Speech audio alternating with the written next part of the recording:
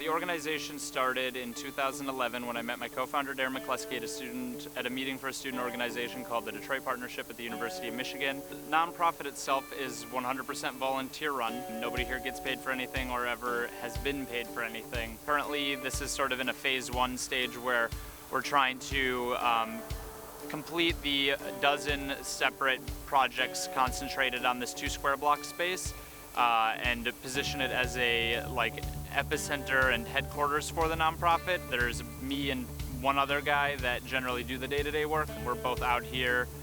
He's out here between 60 and 70 hours a week, and I'm out here between 70 and 80 hours a week. And then the rest of the people involved would be the volunteers that come. When I was serving in the military, one of the board members here is named Kyle Drummond, was a non-commissioned officer working with myself in the field artillery unit.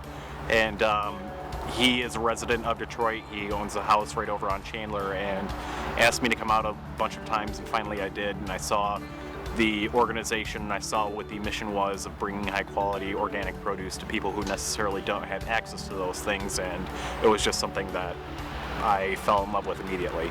This farm specifically produces in the tens of thousands of pounds of produce per our growing season, which is different because obviously in Michigan we have a limited growing season. But we believe that this could be a cornerstone for many cities, obviously the Chicagos, the New Yorks, etc. Currently about 85% of our funding comes from winning Facebook contests. Compared to any other nonprofit, the general rule of thumb is that a nonprofit is sort of legitimate and functional when their operating budget is at about 100 grand a year. In fact, most foundations won't even consider funding you if you have not already acquired $100,000 a year. And last year for us, we capped out at $35,000 a year.